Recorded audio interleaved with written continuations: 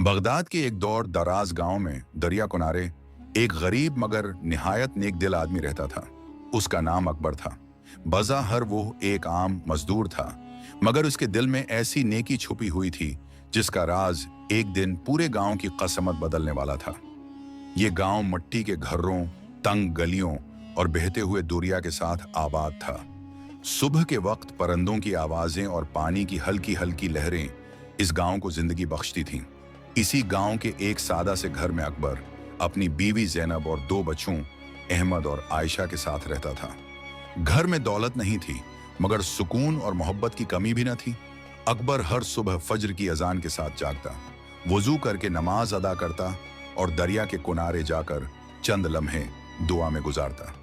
वो आसमान की तरफ देखकर कहता, या अल्लाह, जो कुछ तूने दिया है उसी में बरकत अता फरमा और हमें सब्र करने वाला बना। ज़ैनब एक साबिर और शुक्रगुजार औरत थी।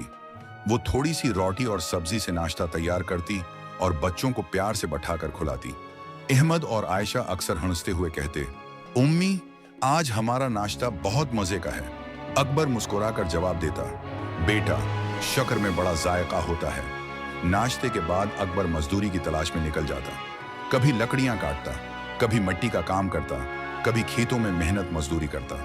सूरज तेज होता, पसीना बहता, हाथ जख्मी होते, मगर अकबर के लबों पर कभी शिकायत न आती। गांव के लोग उसे देखकर कहते, ये आदमी गरीब जरूर है, मगर दिल का बहुत अमीर है।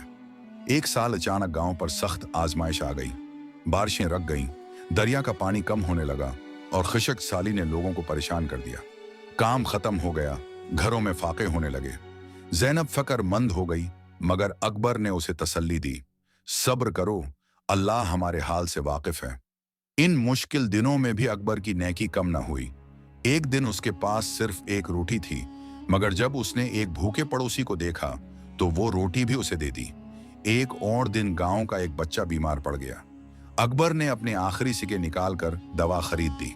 हकीम ने यह सब देखा तो अकबर से कहा, अकबर, तुम्हारी नेकी ही तुम्हारी असल दौलत है।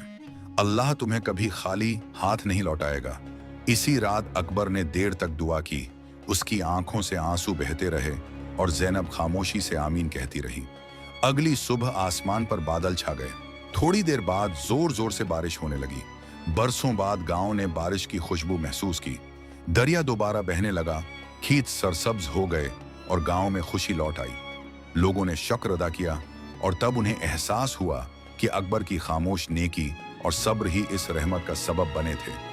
अकबर आज भी इसी सादगी से जिंदगी गुजारता है, मगर अब गांव वाले उसकी इज्जत दिल से करते हैं।